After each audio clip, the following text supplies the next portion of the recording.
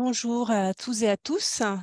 Donc voilà, il est 18 heures. On va bientôt démarrer ce rendez-vous CoPro, donc organisé par l'Agence parisienne du climat, sur la thématique Ma CoPro plus fraîche en été.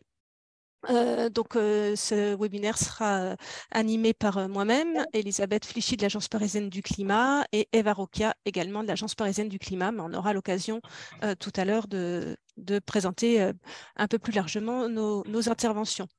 Donc tout d'abord, quelques petits points techniques. Donc on est en format webinaire, ça veut dire que vos caméras à vous ne sont pas activées, vos micros non plus. En revanche, vous avez un onglet Q et R dans lequel vous allez pouvoir poser toutes vos questions au fur et à mesure. Donc préférez vraiment cet onglet-là plutôt que discussion, puisque c'est sur cet onglet-là qu'on va pouvoir répondre à vos questions. Alors maintenant, je vais vous présenter le déroulé, donc les différents intervenants également. Tout d'abord, une petite introduction sur l'évolution du climat à Paris. Ensuite, on va passer très très rapidement sur les solutions rapides au sein du logement. Ça n'est pas le thème du webinaire, mais on s'est dit que c'était quand même intéressant de voir ce qu'on peut faire très rapidement, sachant que le webinaire est vraiment sur ce qu'on peut faire en copropriété.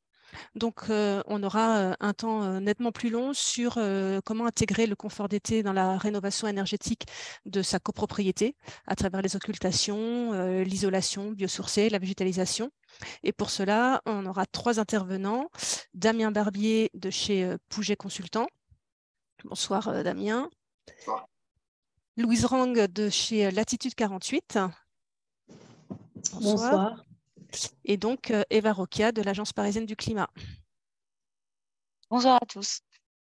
Et puis ensuite, on verra ce qu'on peut faire non plus sur le bâtiment, mais dans la cour d'immeuble pour la végétalisation au cœur d'îlot. Et là, ce sera également Eva qui interviendra, ainsi que le témoignage d'un copropriétaire qui n'est pas encore arrivé, mais qui nous rejoindra. Il est là.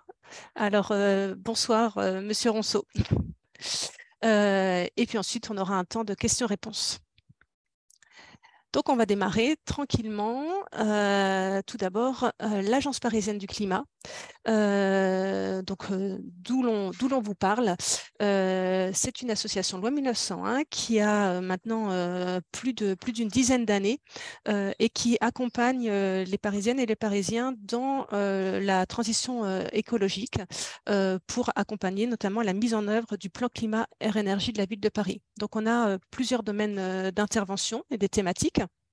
Celle du changement climatique, bien sûr, l'eau et l'énergie, la qualité de l'air, la question aussi de la consommation et du zéro déchet. Et puis, aujourd'hui, on va parler plus spécifiquement également des thématiques liées à la végétalisation, au rafraîchissement et au bâtiment, sachant que le bâtiment est à Paris la première source de consommation d'énergie et d'émissions de gaz à effet de serre. Donc, toutes ces thématiques, elles sont abordées à travers différentes structures, différents projets au sein de l'Agence parisienne du climat et elles s'adressent à des publics variés.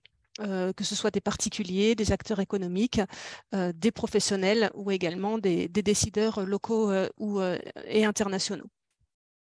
Donc, pour accompagner les copropriétés, nous avons également le pilotage d'une plateforme qui s'appelle la plateforme Coach CoPro, sur laquelle les copropriétés s'inscrivent dès lors qu'elles souhaitent un accompagnement qui leur est proposé. Donc, on trouve également sur cette plateforme un centre de ressources, de nombreux documents, un annuaire de professionnels, ainsi que des fiches de projet de copropriété rénovées que je vous encourage à aller voir. C'est vraiment intéressant de voir ce qui s'est déjà fait. Donc, si votre copropriété n'est pas encore inscrite, vous vous inscrivez sur coachcopro.com et vous serez en contact avec des conseillers. Donc voilà sur cette partie APC. Maintenant, on va démarrer dans le vif du sujet de notre webinaire de ce soir. Tout d'abord, comprendre un petit peu pourquoi rafraîchir, pourquoi se rafraîchir. Eh bien, à cause évidemment de la hausse des températures. À Paris, on a une hausse des températures très importante depuis le début de l'ère industrielle. On a déjà à Paris dépassé les 2 degrés. Donc, vous voyez un petit peu cette courbe et c'est amené à se poursuivre et à continuer d'augmenter. Donc, il y a un vrai sujet par rapport à la chaleur et aux vagues de chaleur dans Paris. Justement, ces vagues de chaleur, elles sont de plus en plus nombreuses. Les étés sont de plus en plus chauds et on a de plus en plus de jours caniculaires dans une année. Vous voyez là, en 2010, on était à 13 jours caniculaires dans l'année et en 2030, on sera déjà à quasiment 20 jours. Et là encore, ça ne va pas cesser d'augmenter, de même que la fréquence et l'intensité de ces épisodes caniculaires. Un autre élément aussi, ce sont les nuits tropicales. Ce sont les nuits où la température reste quasiment la même qu'en journée, où on n'a pas une nette différence entre le jour et la nuit, où là, voilà, il y a vraiment besoin de trouver des solutions pour se rafraîchir. Ensuite, on a un phénomène important à Paris, c'est ce qu'on appelle le phénomène d'îlot de chaleur urbain. C'est-à-dire que en fait, la température en ville reste beaucoup plus chaude que dans les zones rurales alentour. Donc, ça fait une sorte de bulle de chaleur sur la ville. Et donc, il y a des écarts qui sont observés, qui sont assez conséquents entre le centre de Paris et à quelques kilomètres, quelques dizaines de kilomètres autour de Paris. Jusqu'à 10 degrés d'écart, par exemple, la nuit entre Paris et Melun, qui ont été repérés. Sur le petit schéma à gauche, où vous voyez les courbes, la courbe la plus basse, là, en vert foncé, c'est la courbe de l'évolution du climat actuel, et celle en vert clair, c'est celle qui, malheureusement, risque d'évoluer telle que si on continue actuellement avec l'évolution du climat actuel. Et la carte à droite, ça vous permet de repérer aussi les différences de température, donc plus ce que je disais tout à l'heure, entre le centre de Paris et la périphérie. Et on voit notamment les bois, comme le bois de Boulogne ou le bois de Vincennes, qui sont nettement plus frais que les centres de Paris, justement grâce à la végétalisation. Ces phénomènes de vagues de chaleur, ces phénomènes caniculaires, ont des impacts sur la santé, notamment une surmortalité pendant les vagues de chaleur. Donc, on en a beaucoup parlé à l'époque de la canicule de 2003, mais en fait, c'est comme ça, chaque canicule et chaque année, malheureusement, ça augmente. Aujourd'hui, on parle de 400 morts par an à Paris à cause de la chaleur et malheureusement, c'est la plus forte surmortalité par rapport aux autres villes européennes. Et ce sont des symptômes qui nous touchent tous, donc pas seulement les personnes âgées, mais qui nous touchent tous en termes d'hypothermie, de coups de chaleur et aussi de problématiques de déshydratation. Donc voilà, pour toutes ces raisons-là, on peut agir dans notre logement et en copropriété. Donc pour l'instant, un petit tour rapide sur ce qu'on peut faire chacun au niveau de notre logement. Donc dès cette année, dès la prochaine vague de chaleur. D'abord, vraiment, ventiler. Ventiler, c'est, je dirais, un petit peu le maître mot dans le logement et particulièrement la nuit. Donc, vraiment aérer abondamment tant que vous pouvez la nuit, faire un courant d'air. Donc, dès que le soleil est couché et jusqu'au petit matin ou qu'au petit matin si c'est possible. Et particulièrement, si vous avez un logement traversant, de bien ouvrir de chaque côté, voire même pourquoi pas à certains moments ouvrir la porte de votre appartement sur les parties communes qui souvent sont plus fraîches. Donc pas hésiter à faire ça au petit matin ou le soir. Vous pouvez également vous équiper de brasseurs d'air ou de ventilateurs. Donc le brasseur d'air, c'est un ventilateur beaucoup plus puissant qui permet de ventiler les pièces plus grandes. Autre chose, c'est s'humidifier, hein, humidifier son corps aussi souvent que possible et s'hydrater. Mais aussi, si vous avez du linge à sécher, par exemple, le placer devant la fenêtre pour que là aussi l'humidité puisse coupler à l'air, puisse vous rafraîchir et diminuer vraiment votre sensation de chaleur. Et si vous pouvez aussi, vous prenez un drap et vous le placez devant votre fenêtre ouverte, ce qui pourra vraiment être agréable. Un autre élément efficace, c'est placer des plantes sur votre balcon. Donc, on en parlera plus longuement en copropriété, mais déjà, si vous pouvez placer des plantes sur votre balcon. Moi, j'ai une petite anecdote d'une copropriété que j'accompagne dans le 20e arrondissement qui a acheté son appartement et l'appartement du voisin exactement orienté pareil avait déjà bien aménagé son balcon. Et ils ont fait une différence de mesure de température dans la pièce qui donnait directement, donc dans leur séjour, qui donne directement sur leur balcon. Il y avait une différence de 3 degrés.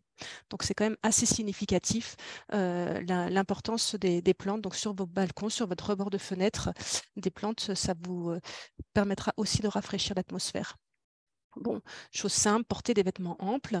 Et puis, sinon, éviter tout ce qui va vous apporter de la chaleur dans le logement. Donc, par exemple, pendant les vagues de chaleur, limiter le recours à la cuisson. Donc, manger plutôt froid, éviter d'allumer le four. Et même chose pour tous les appareils électroménagers, les chargeurs, les appareils en veille, la télévision en veille, etc. Ça apporte de la chaleur. Donc, dès qu'on ne s'en sert plus, pensez à les éteindre.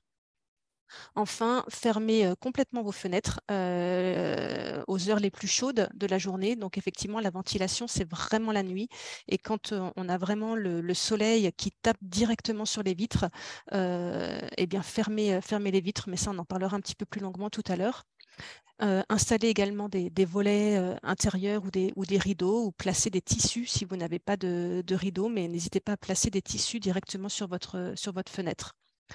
Et puis enfin, il existe aussi des films de protection solaire qui peuvent apporter une pellicule qui rejette les UV. L'inconvénient, c'est que ça va les rejeter aussi en hiver parce qu'ils sont pas amovibles. Donc c'est un petit peu dommage parce que vous ne bénéficieriez pas des calories de la chaleur en hiver. Mais c'est quand même une solution qui existe. Donc toutes ces solutions sont efficaces et vraiment beaucoup plus efficaces que la climatisation qui a d'autres méfaits parce que notamment elle va rejeter la chaleur à l'extérieur, donc elle va contribuer encore au réchauffement de la ville dont on a parlé tout à l'heure et puis elle émet des gaz à effet de serre extrêmement puissants. Voilà sur ce qu'on peut faire dans ce logement. Donc maintenant, on va intégrer et parler du confort d'été, de tout ce qu'on peut faire au niveau du bâtiment, au niveau de son immeuble. Et pour ça, je vais donner la parole à Damien Barbier, qui est consultant thermicien chez Pouget Consultant.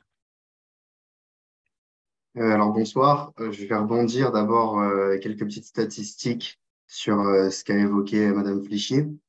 Déjà, faisons le point sur comment s'est passé l'été dernier à Paris. On a eu une température moyenne d'environ 30 degrés, avec des pics de température de 40, et le taux d'humidité dans l'air à Paris l'été, il est autour de 60%. Pourquoi est-ce que je ressors ces données? C'est juste pour les mettre en relief avec un indicateur qui a été établi par des chercheurs canadiens qui combine l'effet de la chaleur et de l'humidité pour vous montrer dans quelle plage de valeur on se situe. Ces couples d'humidité et température nous placent au mois d'août à Paris 2022 uniquement dans des situations en jaune clair d'inconfort important, mais jusqu'à la zone rouge qui est définie comme celle présentant un danger de mort. Donc, ça reste assez épisodique, mais je vous laisse imaginer qu'au fur et à mesure des années, cet ovale que j'ai dessiné en noir va glisser vers le haut du graphique, étant donné que les températures vont se réchauffer. D'où l'importance de se prémunir des vagues de chaleur et de trouver des techniques et de faire des bonnes rénovations pour préparer son logement à ça. On peut passer à la slide suivante. Alors, donc, beaucoup de Parisiens souffrent de la chaleur l'été, c'est un fait dans leur logement. Mais déjà, on peut commencer par se poser la question, d'où vient cette chaleur? Donc, le graphique ci-dessous, qui a été réalisé par une association qui s'appelle la Maison Passive, est assez explicite parce qu'il permet de distinguer les différentes origines de chaleur. La source prépondérante, comme vous pouvez l'imaginer, c'est les rayons du soleil, qui comptent pour à peu près 50%, une bonne grosse moitié des sources de chaleur qui rentrent dans votre logement l'été. Mais ce n'est pas tout. Si les rayons directs du soleil comptent pour la moitié, l'autre partie est due à l'usage de vos appareils électroménagers, à la chaleur dégagée par les corps humains au sein du logement, à la chaleur qui traverse les murs par conduction au fur et à mesure de la journée, pareil pour la toiture, et enfin à l'air extérieur qui est introduit dans le logement pour le ventiler, mais qui, étant plus chaud que l'air du logement, vient le réchauffer. Donc, on peut passer à la slide suivante. Voilà juste un bref bilan c'était juste un bref bilan des différentes sources de chaleur avec un ordre de grandeur que vous pouvez retenir. Une fenêtre qui n'est pas occultée a une puissance de chaleur équivalente à un radiateur. Donc, on va, après avoir présenté les différentes sources de chaleur au sein d'un logement, se pose la question de comment réduire ces sources de chaleur. Donc, on va les décliner selon 4 familles: protéger, éviter, dissiper et minimiser. C'est parti. Donc, bien évidemment, on va essayer de s'attaquer au poste prépondérant en premier. Si le soleil compte pour 50% des sources de chaleur au sein du logement, c'est donc les rayons lumineux qu'il faut traiter en premier lieu. Donc, pour ça, vous avez les occultations, type volet roulant, qui peuvent être intérieures ou extérieures. Mais attention, petite nuance, pour que leur effet soit le plus optimal possible, il est judicieux et très important de le placer à l'extérieur du vitrage, de sorte à ce que les rayons lumineux interceptent d'abord le volet roulant et non pas le vitrage. Pourquoi? Parce que si le rayon lumineux passe d'abord le vitrage avant de toucher le volet roulant, en fait, la chaleur va s'établir entre votre fenêtre et votre volet roulant et vous allez obtenir un effet de serre à l'intérieur de votre logement. Or, ce n'est pas du tout ce que vous voulez. Vous voulez l'éviter, vous voulez éviter tout un train de chaleur. Donc, je répète, privilégiez les occultations par l'extérieur. On peut passer à la slide suivante. Il y a certaines variantes. Le problème des occultations par l'extérieur, comme les volets roulants, c'est que l'été, ça nous conditionne à vivre dans le noir. Ça fait un effet bunker qui n'est pas souhaitable, parce que certes, on veut garder notre logement frais, mais on n'a pas envie de vivre dans le noir complet et de finir par utiliser d'ailleurs l'électricité pour s'éclairer en journée, ce qui serait un effet totalement pervers. Donc, les pare-soleil sont une bonne alternative à ça, dans la mesure où ils brisent les rayons du soleil avant qu'ils n'interceptent votre fenêtre, tout en vous laissant du clair de jour dans votre logement. Donc, voilà, je m'arrête juste un instant sur il existe plein de types d'occultations différentes, parce que certes, on a parlé en premier lieu de l'importance de se protéger du rayonnement solaire, mais il ne faut pas oublier que des occultations, ça a d'autres fonctions. Ça permet de laisser passer la lumière du jour pour certaines, de préserver plus ou moins l'intimité, voire même de ventiler le logement. Donc, à chacun de faire son choix dans le système qui lui sied le plus, entre, par exemple, des volets coulissants, des volets battants, des stores à projection. Chacun y trouvera son compte et il existe plein d'occultations différentes pour répondre à vos besoins.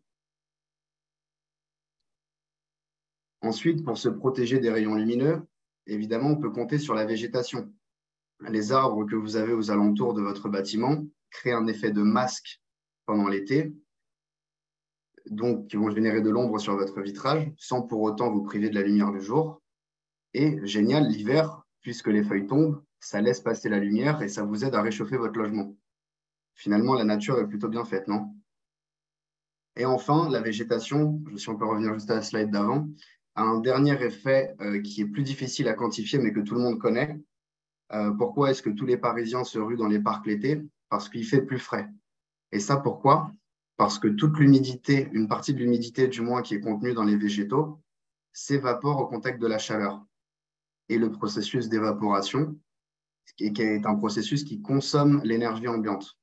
J'en veux pour preuve, par exemple, quand vous faites des pâtes, que vous faites bouillir de l'eau, il faut apporter de la chaleur à l'eau pour la passer de l'état liquide à l'état vapeur.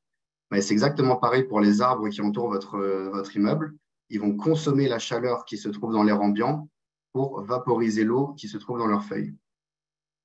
Donc, je laisserai Eva parler plus en profondeur des bienfaits de la végétalisation, mais sachez que l'effet est double, que ce soit les masques en créant des ombres, mais aussi l'évaporation.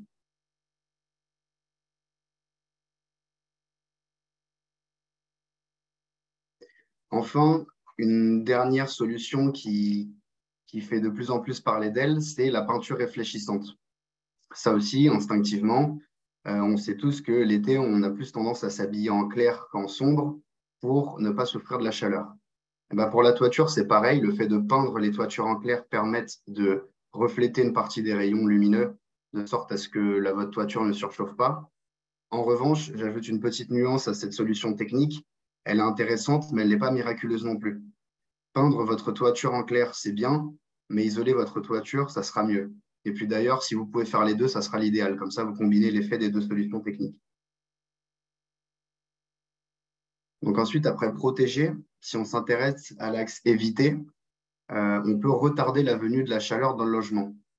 Donc, même si c'est contre-intuitif, parce que quand on pense isolation thermique, souvent on pense à l'hiver, aux besoins de chauffage pour réduire les consommations. Si on en revient à la définition de ce qu'est un isolant thermique, c'est quelque chose qui s'oppose au flux thermique.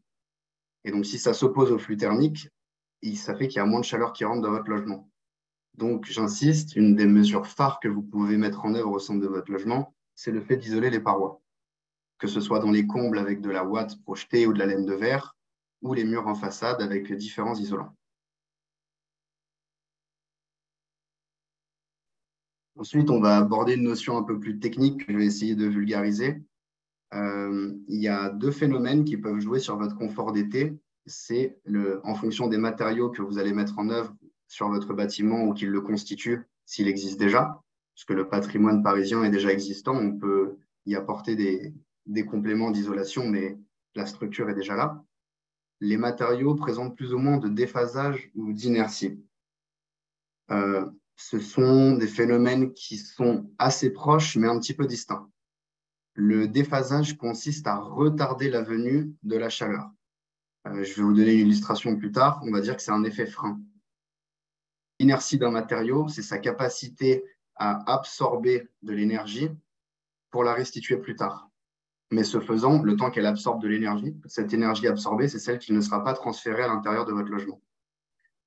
Donc, on va le présenter dans les slides qui viennent, mais on insiste, favoriser les matériaux à déphasage important et qui permettent de donner de l'inertie à votre logement parce que toutes ces mesures vont vous permettre d'avoir plus de confort. Vous voyez la courbe grise, la courbe noire qui symbolise la température extérieure, et bien la courbe grise qui est la température dans votre logement arrive légèrement en retard parce que la chaleur tarde à pénétrer au sein de votre logement si vous avez des matériaux qui présentent un fort déphasage.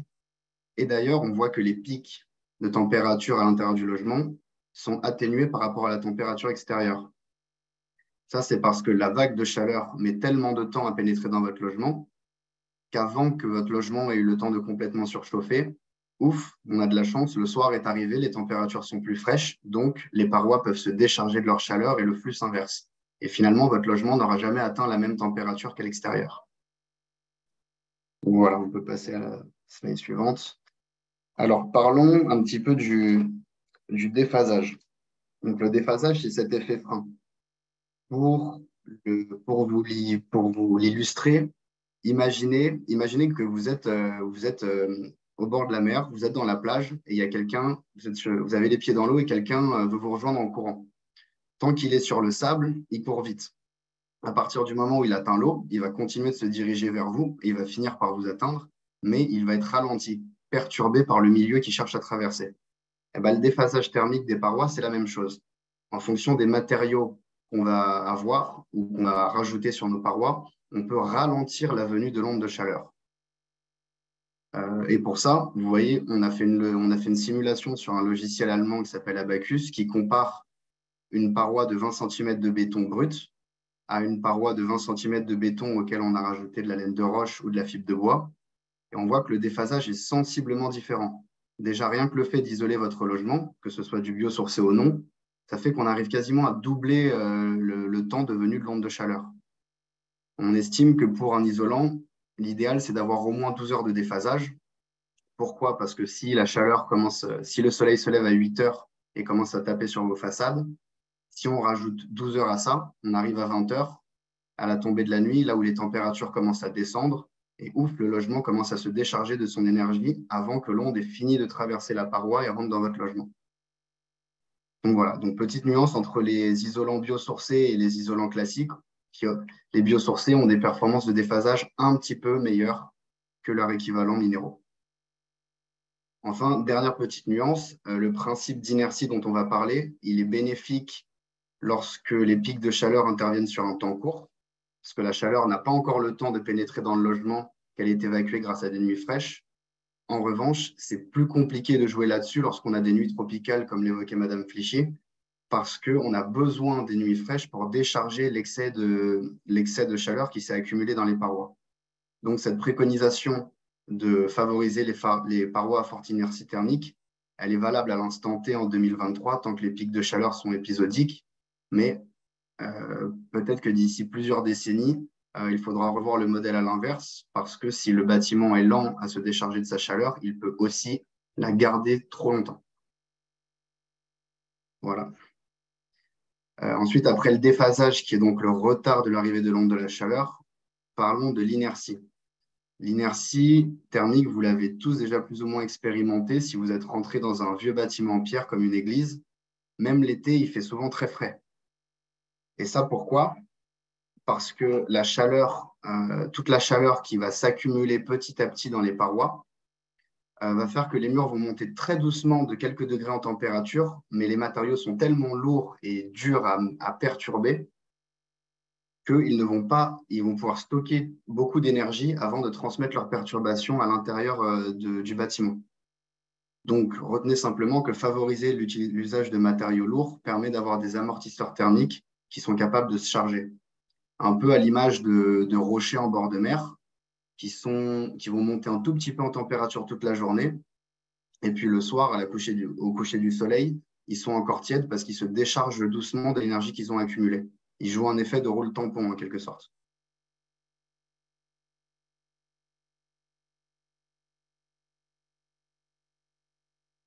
Donc enfin, on va faire un tout petit point technique, mais que je vais essayer de simplifier le plus possible.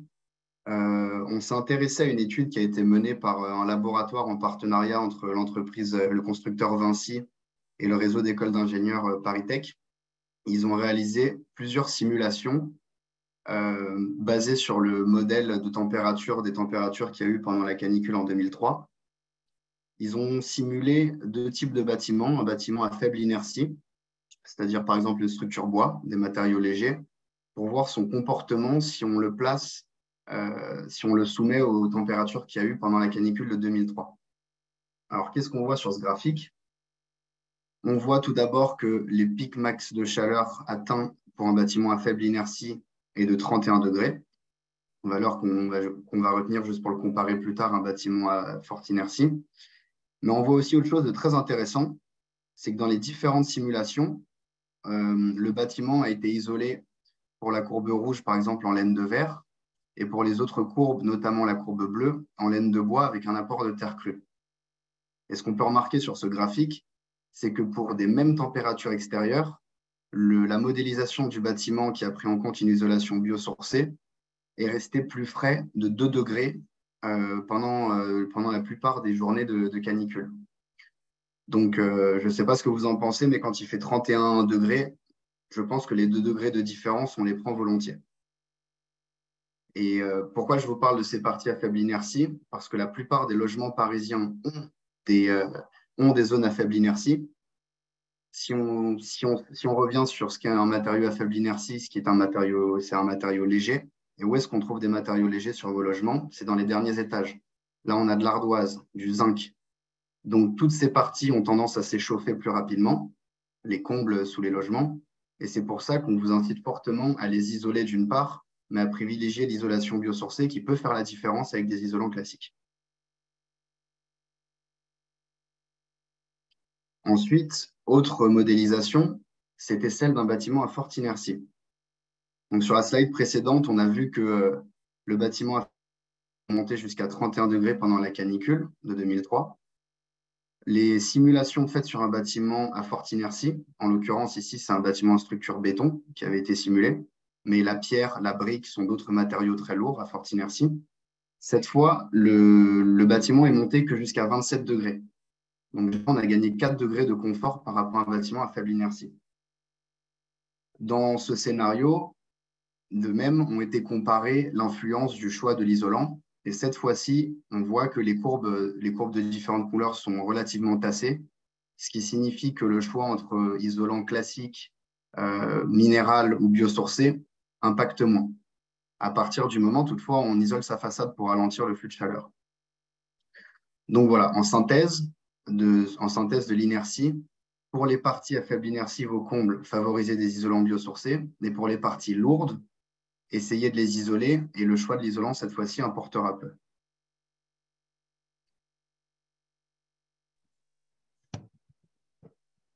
Donc voilà juste le résumé de ce qu'on a vu sur les courbes précédentes. Le bâtiment à faible inertie est monté jusqu'à 31 degrés, tandis que le bâtiment lourd est resté plus frais.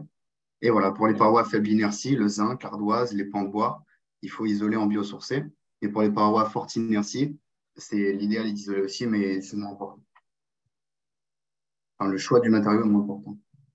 Et enfin, dernier argument en faveur des biosourcés, on a à prendre avec des pincettes parce qu'il est difficilement quantifiable à l'heure actuelle, c'est la régulation de l'humidité. Il se trouve que les matériaux biosourcés ont tendance à présenter en leur sein des cavités qui permettent des pores, qui permettent de stocker une partie de l'humidité ambiante. Et donc, ces matériaux biosourcés vont jouer un petit peu le rôle d'éponge. Lorsque l'humidité augmente dans votre logement, si vous avez des matériaux biosourcés qui constituent les parois ou les isolations, ils sont capables de puiser l'excès d'humidité et donc d'assécher un petit peu l'air dans votre logement, ce qui va donner un effet d'air moins lourd, plus respirable. Et à l'inverse, lorsque le logement va redevenir sec ou trop sec, le matériau biosourcé est capable de restituer une partie de l'humidité qu'il a stockée en son sein. Donc voilà, donc les matériaux qui sont ça, on appelle ça le pouvoir hygroscopique.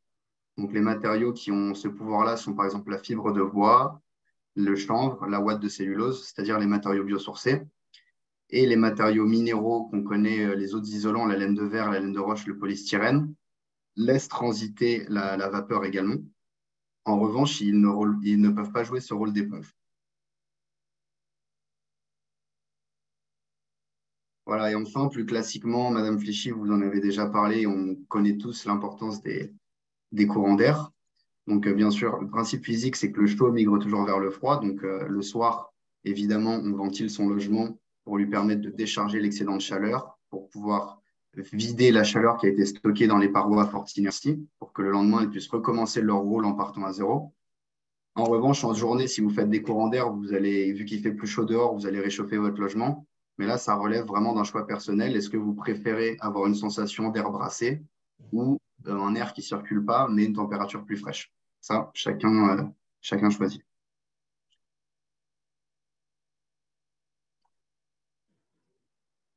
Et enfin, Madame Fléchy l'avait déjà évoqué, évidemment, minimiser les apports internes au sein du logement. Ça peut paraître tout bête dit comme ça, mais si vous arrivez à différer l'usage de votre machine à laver, débrancher vos chargeurs, tout ça, c'est de la chaleur en moins dans votre logement. Alors, il faut savoir que la plupart des appareils électroménagers fonctionnent par effet Joule. Donc, 1 kWh d'électricité consommée dans votre logement, ça va donner 1 kWh de chaleur. Et enfin, dernière petite chose dont on n'avait pas parlé, c'est le calorifugage des réseaux de plomberie, d'eau chaude sanitaire, qui sont efficaces d'une part en hiver pour ne pas perdre la chaleur entre votre chaudière ou votre ballon jusqu'à la douche, mais aussi également très efficaces l'été, puisque ces réseaux d'eau chaude, s'ils ne sont pas isolés, vont faire office de petits radiateurs et vous n'en avez absolument pas besoin vu qu'il fait déjà trop chaud dans le logement. Donc, le calorifugage des réseaux est assez important aussi pour assurer un confort d'été. Donc voilà, on a parlé de plein de solutions, elles sont toutes utiles.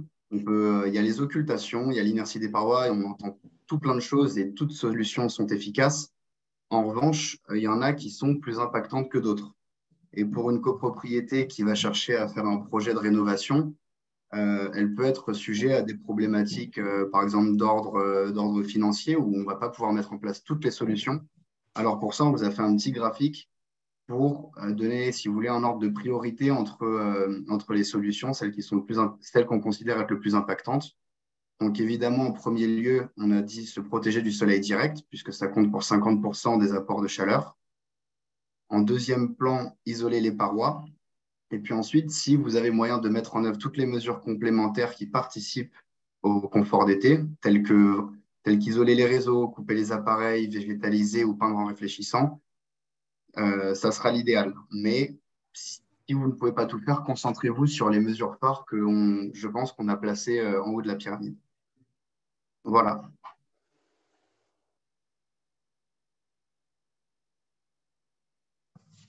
Merci beaucoup. Maintenant, on va laisser la parole à Louise Ranck de Latitude 48, architecte. Oui, bonsoir à tous. Donc, effectivement, la Latitude 48, c'est un collectif d'architectes qui œuvront depuis plus de 15 ans maintenant sur des constructions et rénovations environnementales, on va dire. Et on a commencé à travailler beaucoup pour des particuliers sur des projets très performants d'un point de vue thermique, mais avec une vision globale de la rénovation. Et depuis quelques années maintenant, depuis 5-6 ans, on travaille aussi pour les copropriétés. Et donc là, je vais vous présenter un projet qui s'est terminé à tout début d'année 2023, donc tout récent, qui a été lauréat, on est très, très content, très heureux de ça, du Grand Prix du jury de Coach CoPro cette année, et qui a été donc isolé avec un matériau biosourcé qui est la fibre de bois. Comme on l'a vu, mais je reviendrai un peu dessus, les matériaux biosourcés, donc c'est qu'on appelle biosourcés, on ne l'a peut-être pas défini tout à fait jusqu'à maintenant. Donc c'est des matériaux issus de ressources naturelles très peu transformées. Donc fibre de bois, chanvre, laine de chanvre, paille. Ça peut aussi être du textile recyclé, donc des fibres de coton et de laine, avec également des fibres synthétiques.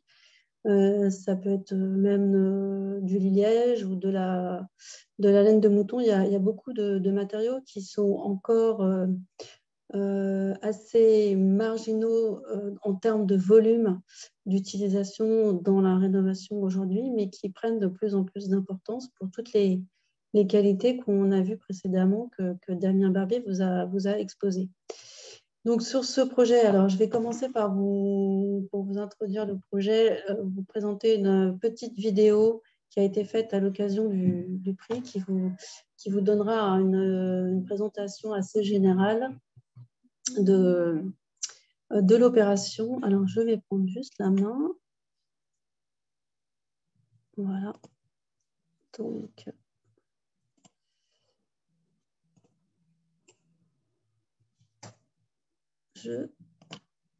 ah oui, je ne sais pas si le lien était... Pardon, je descends. Je ne sais pas si vous le voyez.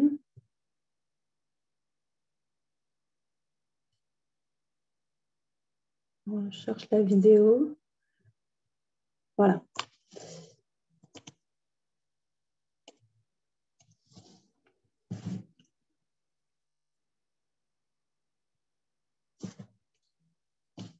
Je ne sais pas si on a le son. Non. Alors, excusez-moi, on n'avait pas testé le son. Sinon, je le diffuse moi. Je veux bien, merci, parce que comme c'est sur... Ben, je pense. Vous pouvez arrêter votre partage d'écran? Alors, ouais, ça y est. Si, moi je pense, on va voir. Parce que tout à l'heure, on l'avait testé. Hop. Vous entendez là?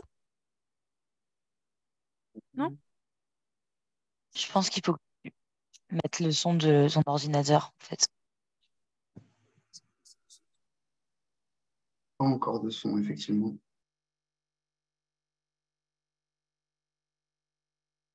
Je pense qu'il m'entend.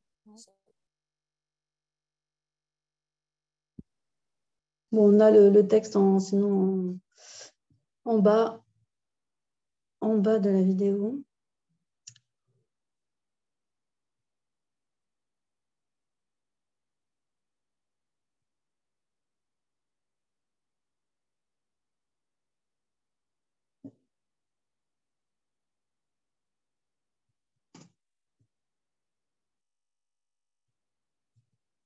Donc là, vous voyez la fibre de bois qui a été posée avec des bandes coupe-feu en laine de roche. Ce sont les bandes plus foncées.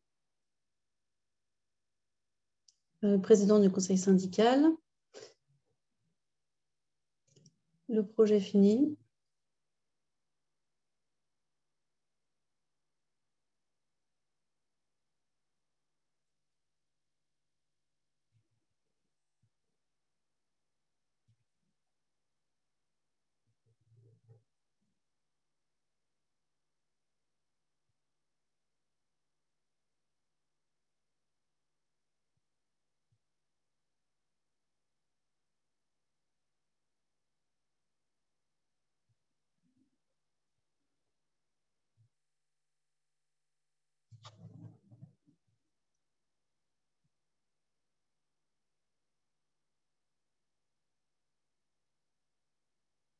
Ça, c'est l'entrepreneur qui a fait réaliser les travaux.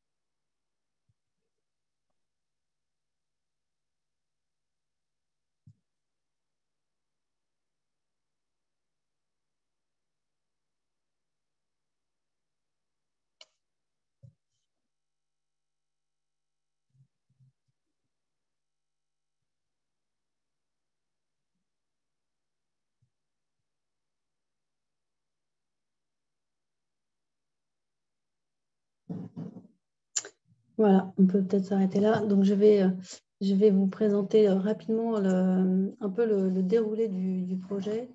Donc, je reviens sur la fiche. Alors, excusez-moi. Du coup, je ne sais plus comment. Voilà, c'est bon.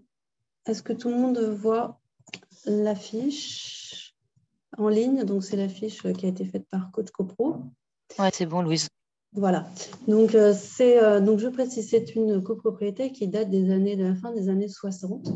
Donc, on parlait d'inertie tout à l'heure. Donc, c'est deux bâtiments, vous avez vu, qui sont de construction, on va dire, industrielle, d'après-guerre, avec des matériaux, certes, en maçonnerie, mais quand même des parois relativement minces. Et par endroits, en fait, un remplissage en maçonnerie de parpaings creux. Donc, pas beaucoup d'inertie. et donc et aucune isolation initiale. Certains avaient rajouté un peu d'isolant à l'intérieur des logements, mais initialement, il n'y en avait pas du tout. Donc, le fait d'isoler par l'extérieur, ça a certes amélioré le confort d'hiver et la consommation d'énergie sur le chauffage, mais ça a amélioré aussi le confort d'été, même si on a vu que c'est un apport, un plus un peu relatif par rapport à le fait d'utiliser un isolant biosourcé par rapport à un autre isolant. Mais en tout cas, le confort est sensible, l'amélioration du confort est sensible, même en été. Donc, et les autres raisons, c'était aussi, pas seulement le confort, mais c'était aussi le bilan carbone global de l'opération, puisque les matériaux biosourcés ont un bien meilleur bilan environnemental, un bilan carbone, puisqu'ils demandent beaucoup moins de transformation, enfin d'énergie pour leur transformation et pour leur éventuel recyclage quand c'est possible.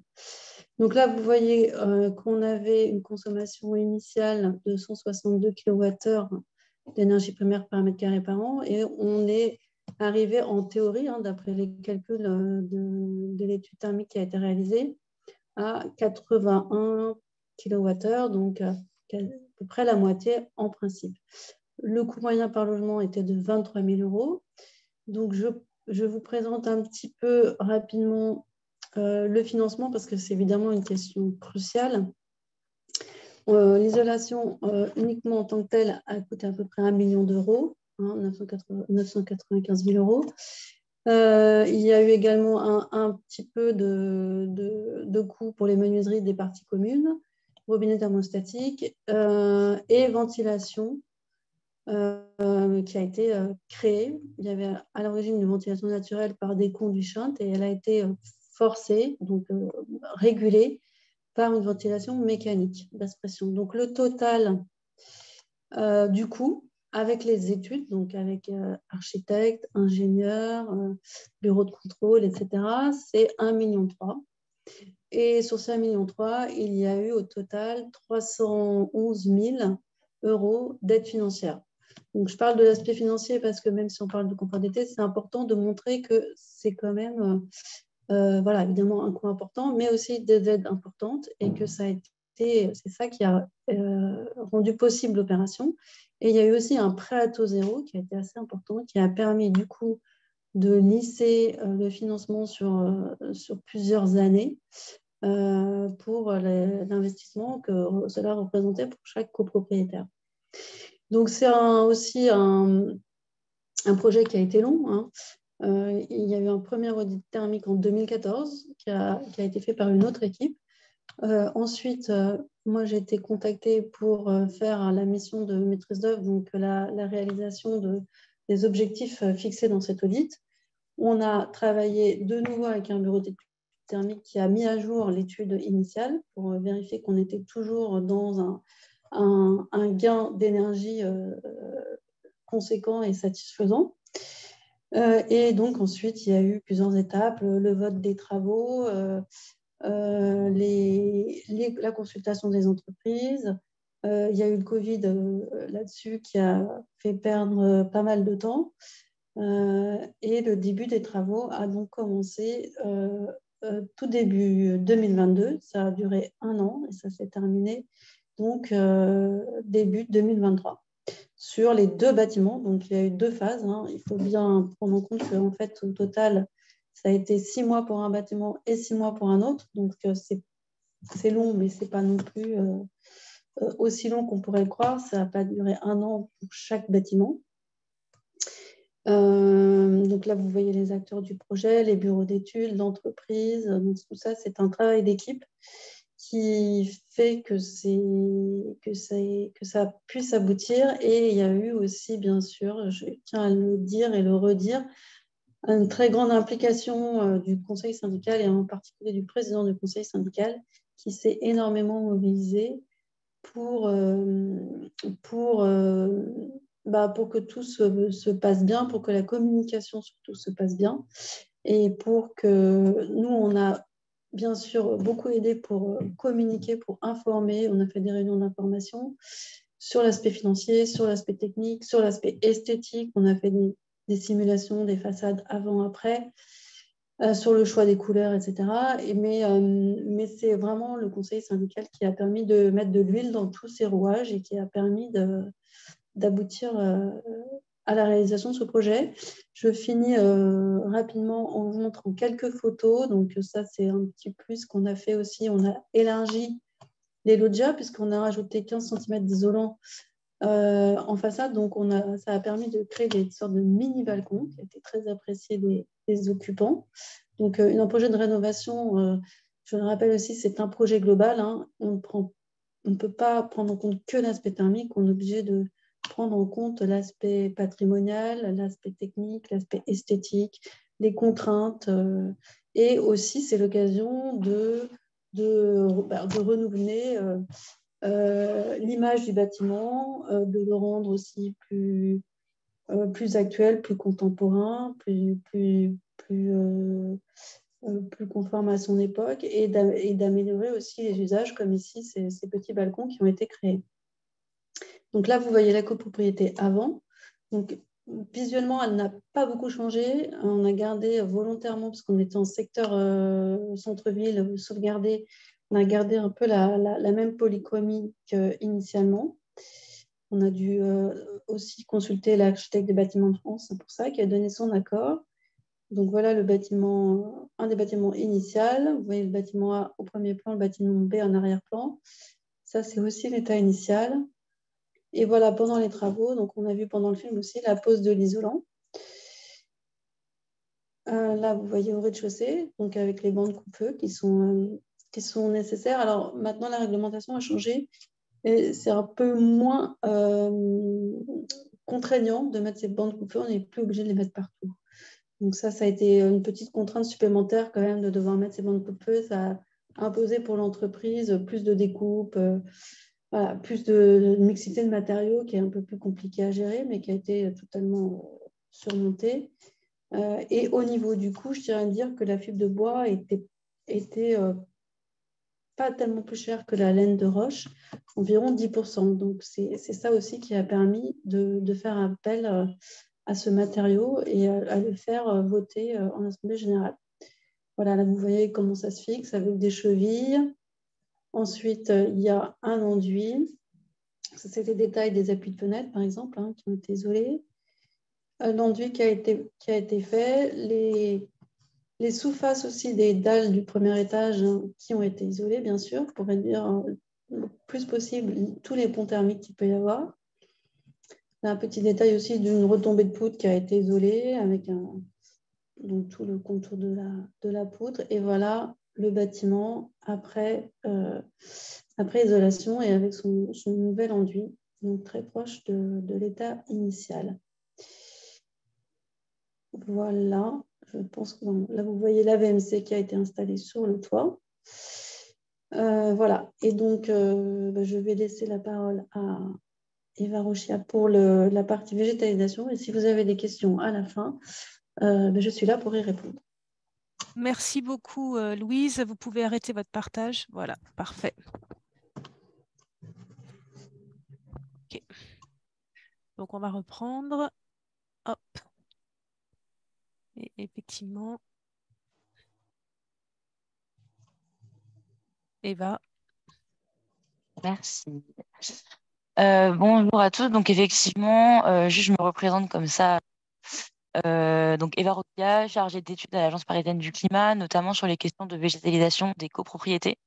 C'est pour ça que j'interviens ici rapidement pour le moment à propos d'un autre moyen du coup de favoriser, d'améliorer le confort d'été au sein des appartements, en l'occurrence des appartements des derniers étages. Donc, c'est de végétaliser la toiture. En complément d'une isolation, c'est très important parce que, un peu comme l'expliquait Damien tout à l'heure, l'isolation, ça va être le poste de travaux en fait essentiel qui va permettre de mettre un manteau en fait sur votre bâtiment et qui va donc à la fois l'isoler l'hiver mais aussi l'été.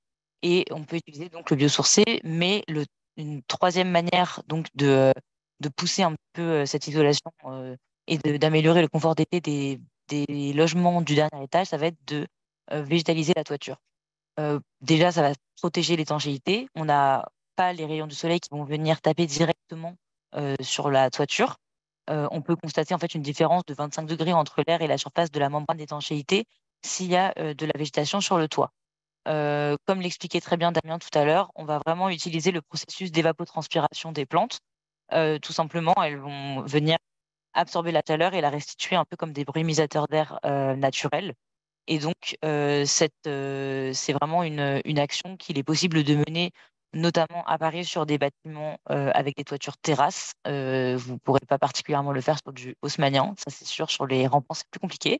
Mais en tout cas, sur les bâtiments à toit plat, c'est possible d'améliorer encore le confort d'été. Et j'insiste, c'est vrai, sur les étages juste en dessous de la toiture, parce que la végétalisation du toit ne va pas avoir une influence suffisante sur les étages du bas de l'immeuble, notamment pour les grands bâtiments.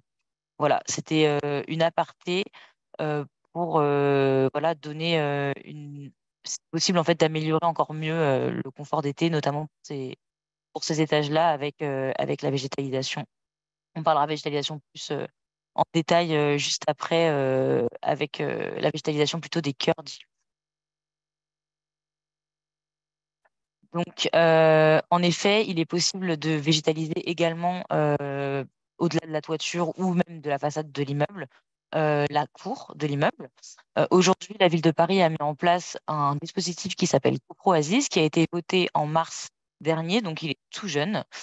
C'est un dispositif donc d'accompagnement technique et financier des copropriétés. Je précise bien, c'est vraiment pour les copropriétés, à la végétalisation et plus globalement à la désimperméabilisation de leurs cours, notamment. Il s'agit d'un accompagnement technique, donc via un guichet unique de la plateforme Coach CoPro, comme on vous en a déjà parlé tout à l'heure avec Elisabeth. Et il s'agit également d'un accompagnement financier de la ville de Paris. Donc, via la plateforme Coach CoPro, vous avez accès à des informations et au conseil de l'équipe de conseillers et conseillères de l'agence, qui va vraiment être là pour vous accompagner, notamment dans la mobilisation des subventions qui sont octroyées par la ville de Paris. Et vous pouvez aussi également avoir accès à l'annuaire de professionnels qu'on a déployé à l'origine pour la rénovation énergétique, mais qui aujourd'hui s'enrichit de plus en plus sur ces thématiques de végétalisation. L'accompagnement financier CoProASIS de la ville de Paris, c'est vrai, c'est deux gros volets de subvention. Un volet études, à la fois de faisabilité des projets, mais aussi de leur conception, et un volet travaux. Et ces aides sont cumulables avec les aides des agences de l'eau. Donc, pour ce qui est des études, il s'agit d'une subvention forfaitaire de 5 000 euros qui permettent de vous aider en fait à financer à la fois les études de faisabilité, que ce soit pour des projets donc en cours d'immeuble ou bien en toiture. Pour une cour d'immeuble, ça peut être une étude de portance de la dalle, par exemple, si vous êtes dans un immeuble sur dalle, ou bien de perméabilité du sol, tout simplement. Et donc les études de conception des projets par des architectes ou des paysagistes seront également financées. Et donc, c'est un forfait de 5 000 euros que l'on peut bénéficier deux fois si on cumule un projet à la fois sur la cour et sur la toiture.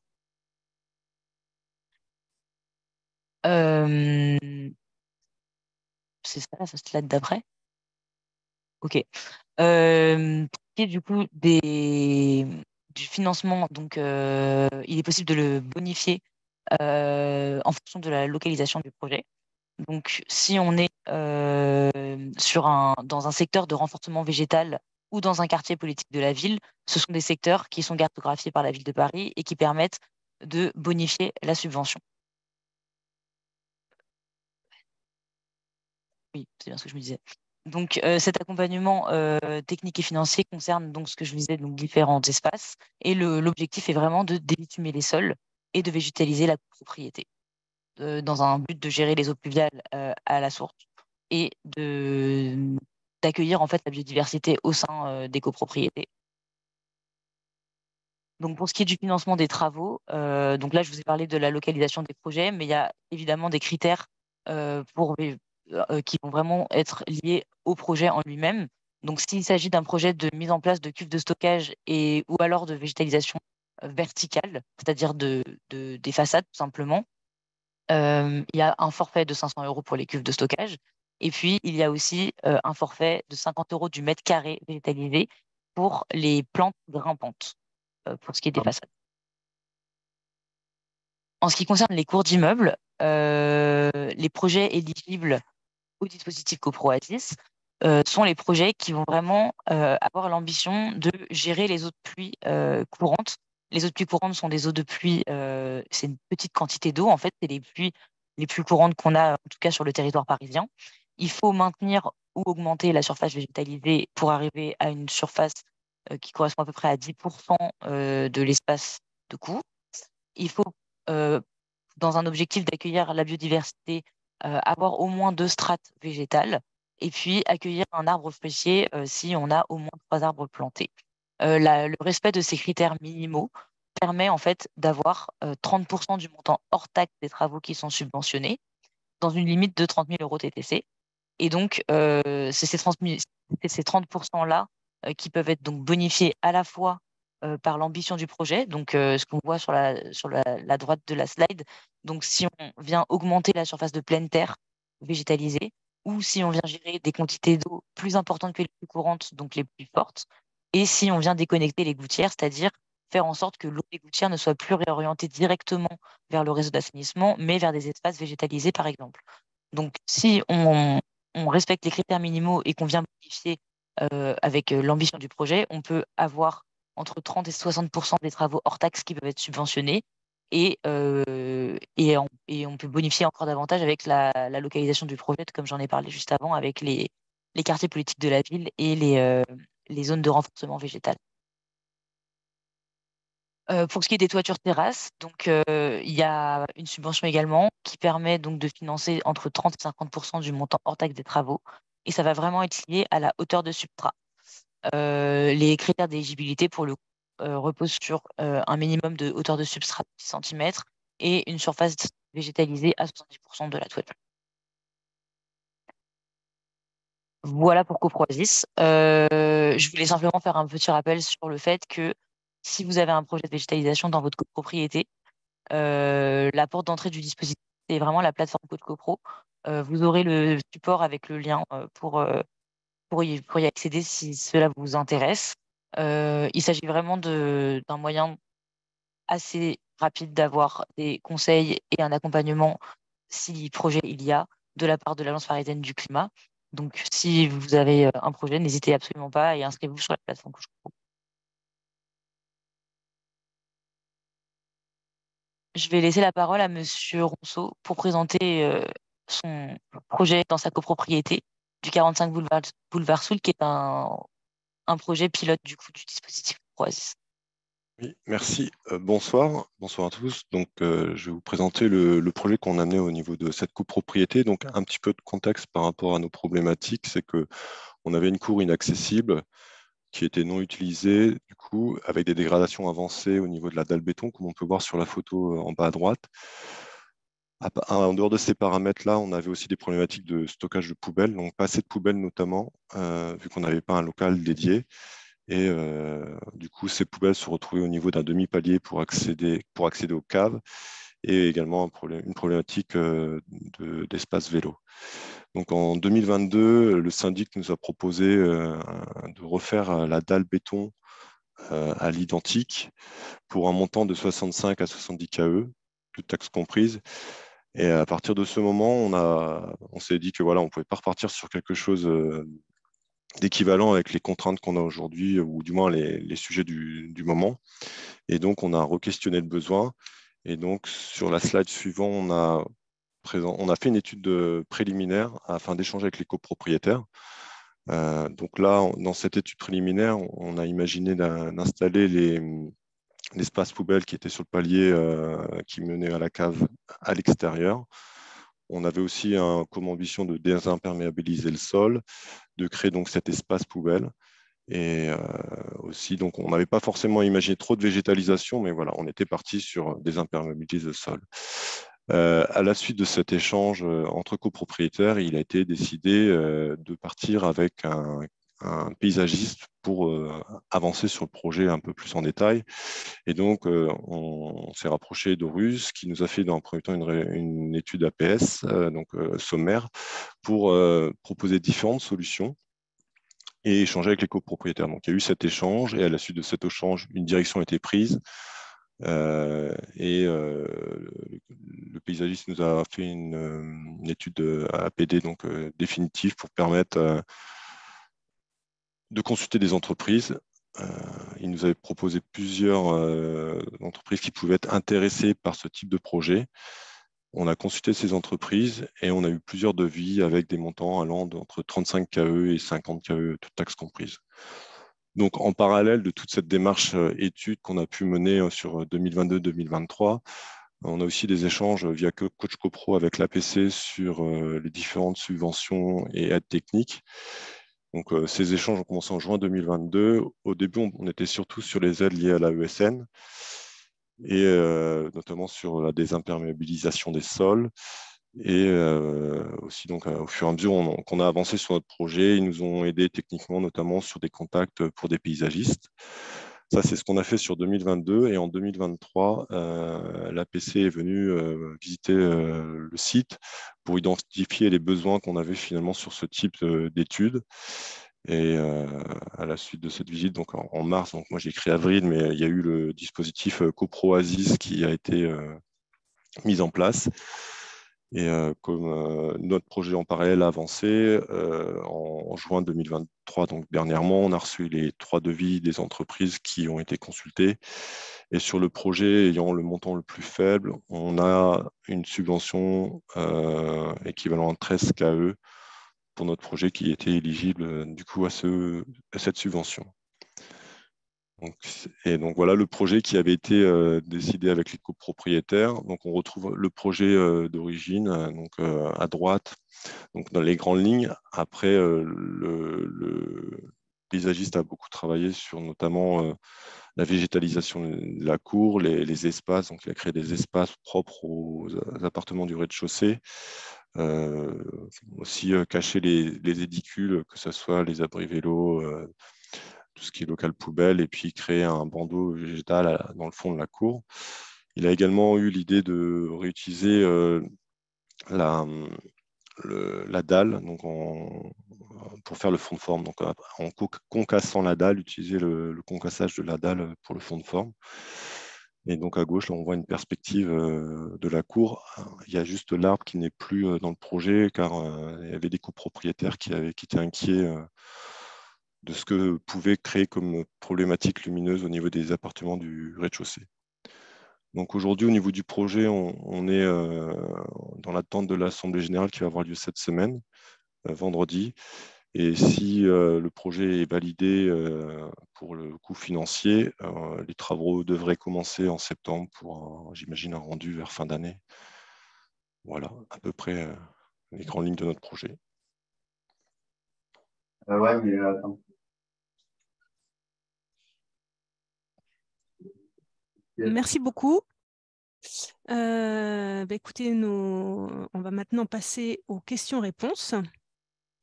Je laisse Eva regarder quelles sont les questions auxquelles on n'a pas répondu encore en direct.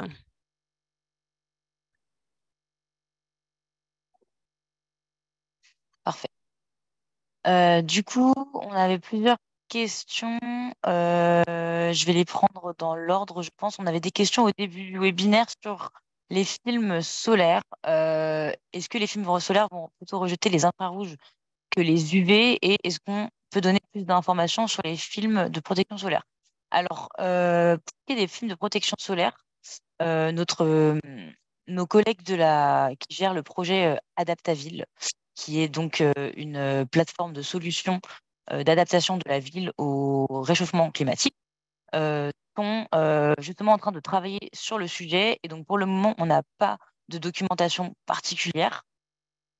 Je ne sais pas si, Damien, par exemple, tu aurais une réponse à cette question-là ou pas. Nous, en tout cas, pour le moment, on n'a pas de documentation particulière et je ne pourrais pas creuser le sujet là tout de suite.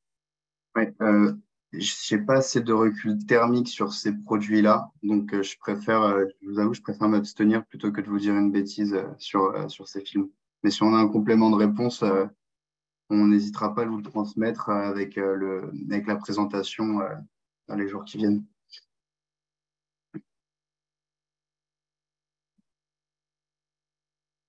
En fait, dans les personnes qui nous regardent actuellement, il y a notre collègue de Adaptaville qui nous précise qu'effectivement, ça va rejeter les infrarouges à 97%, notamment pour certains films en tout cas, mais ça va aussi réduire quasiment 100% des rayons UV. Voilà. Mais si on a plus d'informations, on ne manquera pas de vous les faire suivre. En tout cas, vous pouvez nous écrire si vous souhaitez plus d'informations. Ensuite, on a eu pas mal de questions sur la peinture des toits. Peindre un toit métallique en zinc ou en cuivre, par exemple, impacte aussi très positivement son émissivité et donc son rafraîchissement par rayonnement thermique la nuit comme le jour, très faible pour les métaux non peints et qui pose particulièrement problème pour les logements sous comble. Ouais, Peindre des toitures avec des peintures réfléchissantes claires, c'est bien en été, mais perte thermique en hiver, donc il me semble que j'ai l'impression de comprendre la même chose. Mais Alors, pour la remarque de M. Handel, tout à fait d'accord avec lui. Effectivement, au niveau de l'émissivité de la toiture, donc oui, il y a un effet rafraîchissement, toute proportion gardée, comparée à une isolation thermique. C'est deux mesures qui sont complémentaires, mais une peinture blanche seule, selon nous, ne nous suffit pas à résoudre le problème du confort d'été. Et pour répondre à la question, c'est une très bonne question. Peindre les toitures avec des peintures réfléchissantes claires, c'est cool en été, mais des pertes thermiques en hiver. Oui, c'est vrai. Mais en hiver, oui, vous allez gagner un peu de chaleur avec les rayons solaires sur votre zinc. Mais de toute façon, il fait tellement froid dehors que votre paroi, par conduction, elle va rester, même s'il y a quelques apports solaires par le rayonnement, elle reste globalement déperditive. Donc, à moins que vous préfériez une serre andalouse de tomates l'été pour quelques watts captés par le solaire l'hiver, je pense que vous avez un double intérêt à isoler votre toiture, que ce soit pour l'été comme pour l'hiver, plutôt que de s'en tenir juste à la peinture. je vous mets le lien vers la plateforme Adaptaville, justement, dans laquelle je le mets dans la discussion, dans laquelle vous aurez plein d'informations sur justement les cool roofs, les peintois en blanc. Et vous aurez du coup le replay d'un webinaire qui a été animé par l'Agence parisienne du climat assez récemment. Que je vous réoriente vivement vers ça. Et je vous ai mis le lien dans la discussion.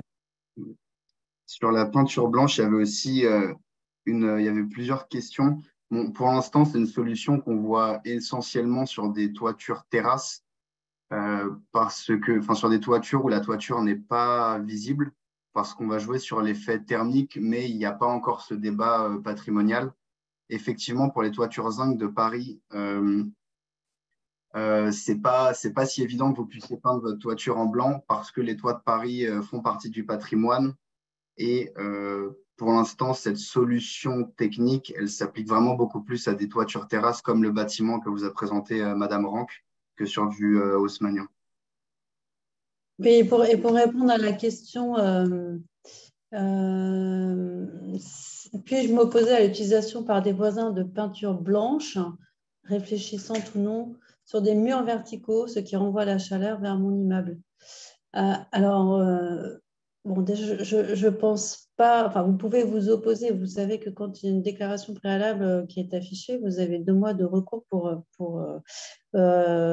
déposer un recours contre une autorisation qui a été accordée par la ville. Donc, vous pouvez vous opposer de cette façon. Mais là, on parlait plutôt des toitures que des façades. Néanmoins, c'est valable aussi pour des façades qui seraient sombres et qu'on voudrait peindre en blanc. Mais par contre, ça ne vous renverra pas la chaleur si la façade est peinte en blanc. Enfin, Damien pourra peut-être apporter des compléments là-dessus. Mais ça n'est... Au contraire, la façade va moins chauffer, donc elle va moins si elle est claire plutôt que foncée, elle va donc moins renvoyer la chaleur, y compris vers les voisins qui sont en face.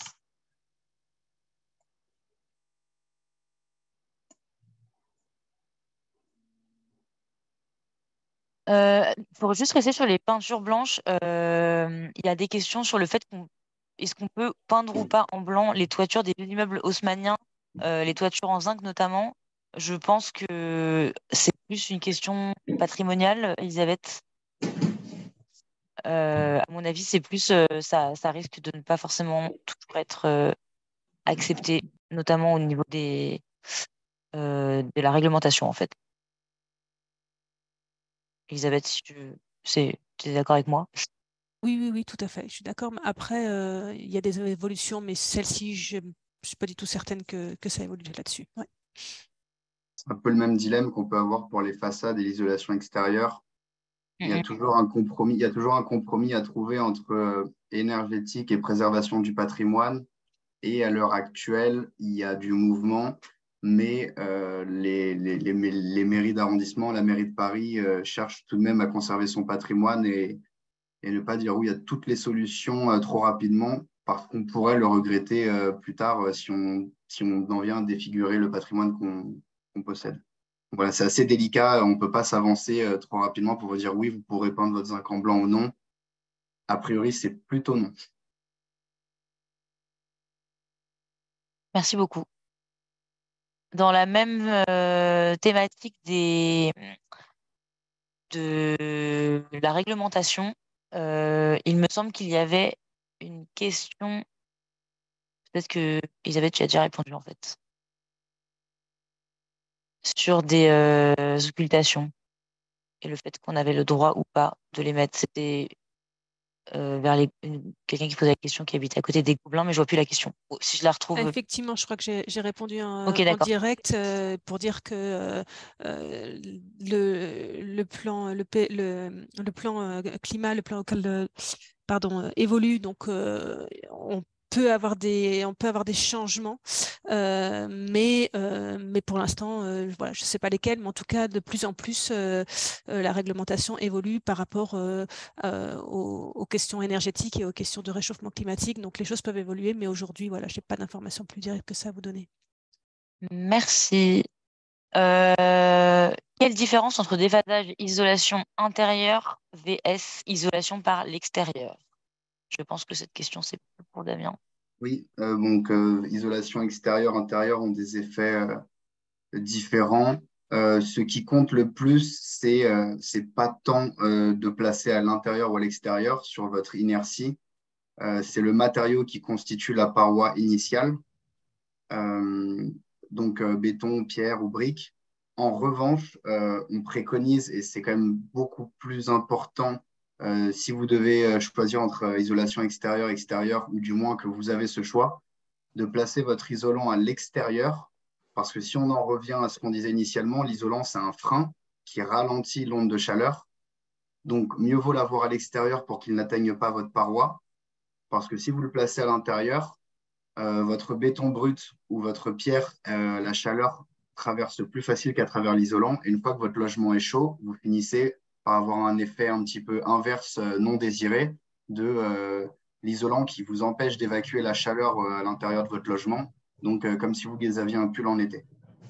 Donc, pour ça, et aussi pour des raisons de condensation et d'humidité qu'on ne va peut-être pas évoquer là tout de suite sur le plan technique, l'isolation thermique par l'extérieur est beaucoup plus saine pour les logements, que ce soit sur le point de vue confort ou pathologie du bâti.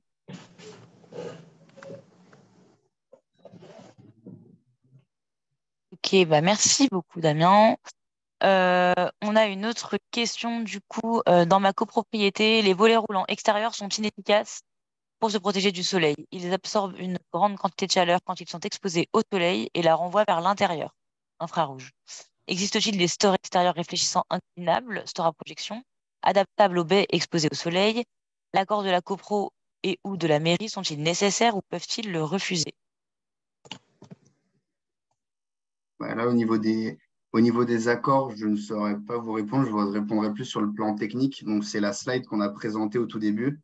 Effectivement, si votre occultation elle est à l'intérieur, la chaleur, le rayon lumineux, il aura déjà traversé le vitrage et il va faire un effet de serre entre votre volet roulant et votre vitrage.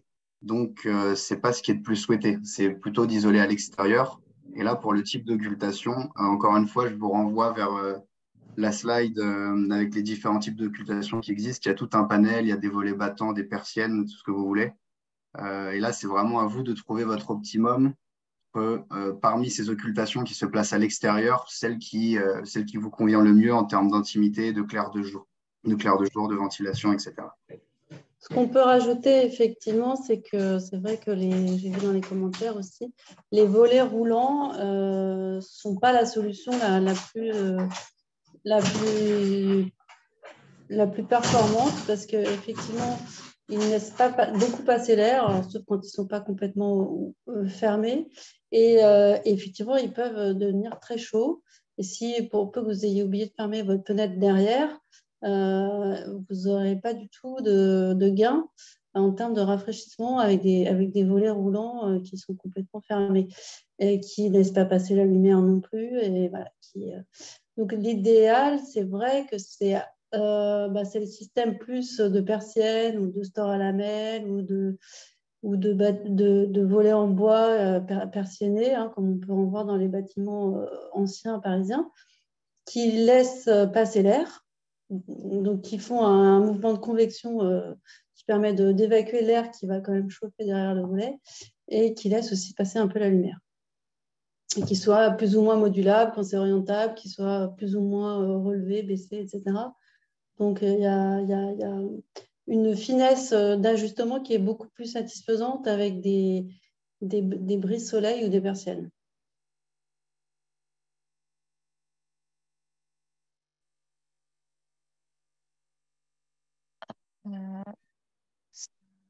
Alors, on a une question sur la diapositive 27, Elisabeth.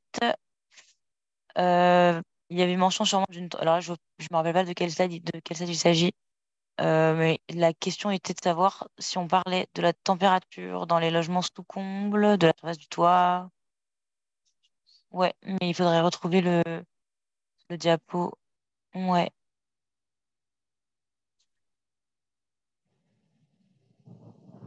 Damien, est-ce que ça te parle, toi, ou pas?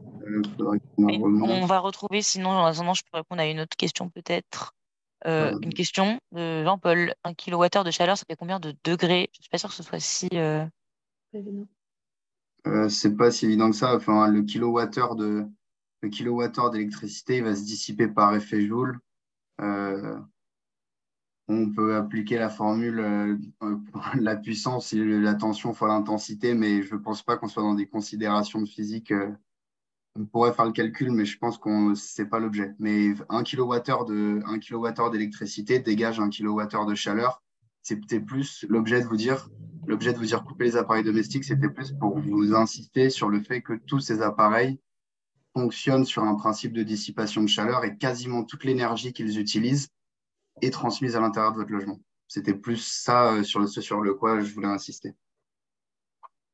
Et on le voit avec les chargeurs, quand vous touchez un chargeur d'ordinateur, quand vous touchez votre box Internet, votre chargeur de téléphone portable, ils sont toujours très chauds, même parfois brûlants, parce qu'ils fonctionnent sur un principe de dissipation de chaleur par effet Joule. C'est ça qu'il faut retenir surtout.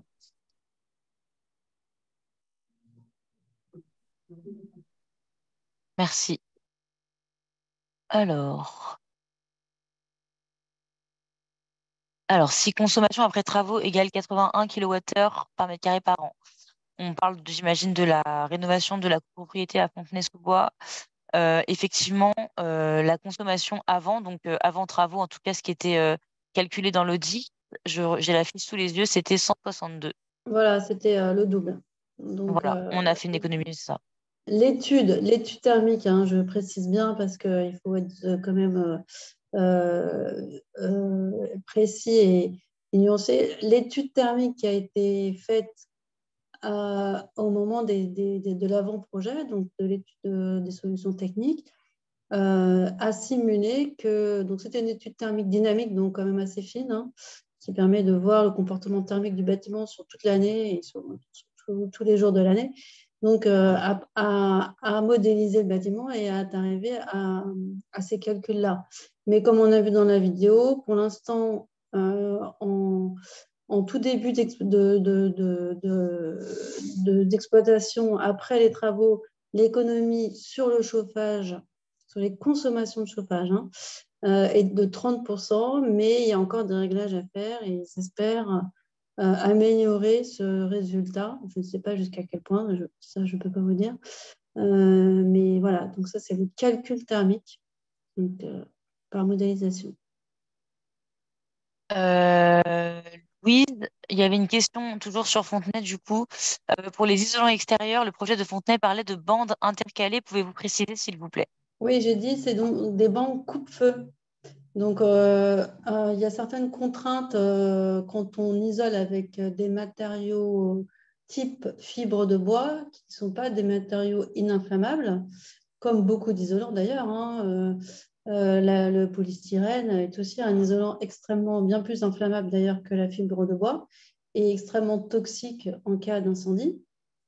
On a eu le drame en Angleterre de cette tour qui a brûlé, qui était isolée en polystyrène et qui a asphyxié, qui a tué plusieurs de ses occupants par asphyxie. Donc là, la fibre de bois est un matériau qui peut être inflammable, qui néanmoins se consume très très lentement.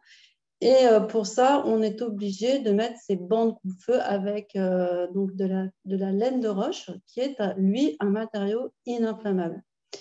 Mais la réglementation a changé et je ne saurais pas vous dire dans quelle mesure, parce que c'est récent. Et on a moins de contraintes sur ces bandes coupe-feu maintenant, qui est un calcul assez technique et complexe sur la hauteur de l'isolant par rapport aux ouvertures, etc. Merci beaucoup. Il y avait une question sur le nombre de logements. Je pense, vu le moment de la question, qu'il s'agissait du nombre de logements de la copropriété végétalisée. Monsieur Ronceau, je ne sais plus combien de logements vous avez dans votre copro. 23. Merci beaucoup.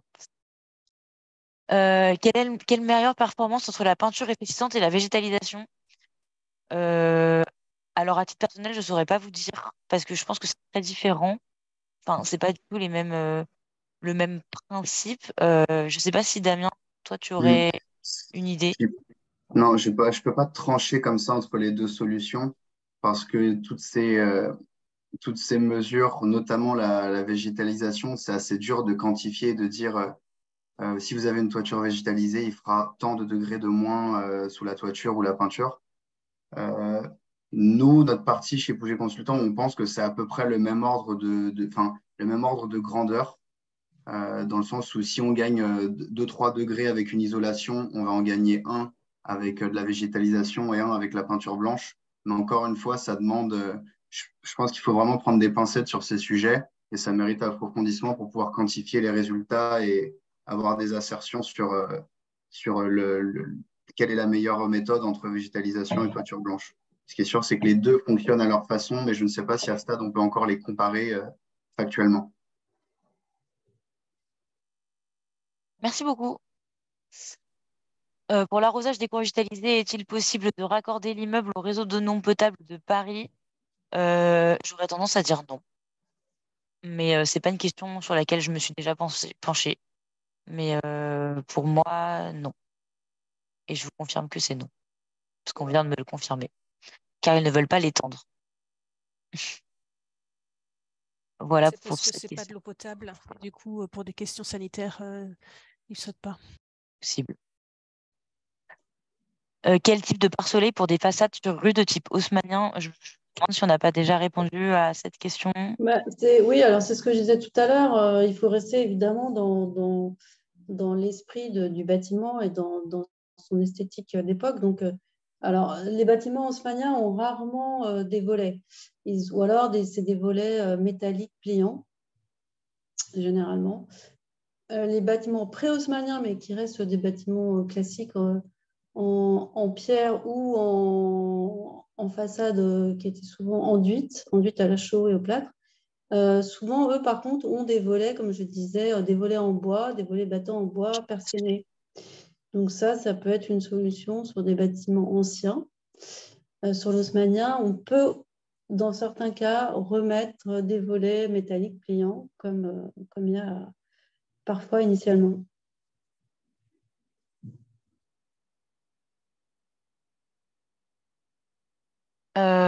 On va pouvoir reprendre une ou deux questions maximum parce qu'on va arriver sur la fin du webinaire. Comment concilier isolation extérieure épaisse et pose de store et ou volet? Alors ça, c'est une question technique qui est très complexe. J'aurais du mal à vous donner une réponse satisfaisante sans vous montrer un schéma, mais en tout cas, il y a des solutions. Oui. C'est compliqué. C'est comme beaucoup de détails quand on veut isoler par l'extérieur. Ce qui est plus performant au niveau des économies d'énergie, puisqu'on réduit énormément les ponts thermiques quand on isole par l'extérieur. Hein. On n'a pas les ponts thermiques des planchers, des murs de refend, etc. En revanche, il y a plein de petits détails comme ça qui sont à régler. Donc, comme on a dit, les volets qu'il faut déposer, reposer. Voilà, donc pareil pour ça. Donc ça se traite. Les volets roulants, soit il y a plein de solutions. Ça dépend ce qu'il y avait initialement, s'il y avait déjà des volets, s'il y a des coffres de relais existants ou pas.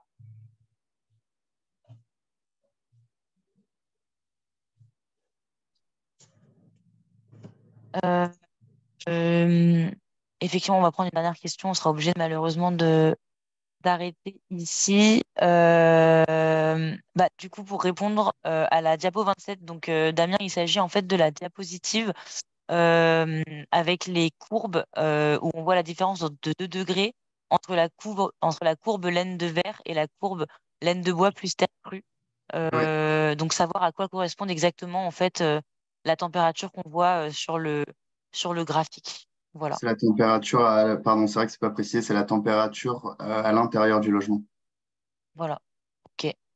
Donc, pour Eh une bien, même sollicitation extérieure, donc les deux bâtiments à faible inertie et à forte sont tous les deux plongés dans un modèle de la canicule de 2003. On voit que le bâtiment à forte inertie est plus lent à se charger en chaleur et à l'issue de la canicule, il a atteint un maximum de 27 contre 31 pour celui qui présente des matériaux légers. Voilà. merci beaucoup. On va devoir s'arrêter là. Merci à Monsieur Eric Quetard d'avoir fait des commentaires très instructifs aussi dans les questions. Pour les autres questions, on est vraiment désolé. Si vous avez des questions pour votre copropriété notamment, n'hésitez pas à soit remplir le formulaire de contact directement sur le site de l'Agence parisienne du climat ou à vous inscrire sur la plateforme Coach CoPro. On vous répondra dans les meilleurs délais. Voilà, voilà. J'espère que vous trouvez cela intéressant, que ça aura répondu en grande partie à vos questions. Nous vous enverrons les supports en PDF et vous aurez accès évidemment à un replay car ça a été enregistré. Merci beaucoup en tout cas d'avoir été assez nombreux, il me semble. Et très bonne soirée à tous. Merci. Au revoir. Merci. Merci. Au revoir. Bonne soirée. Bonne soirée.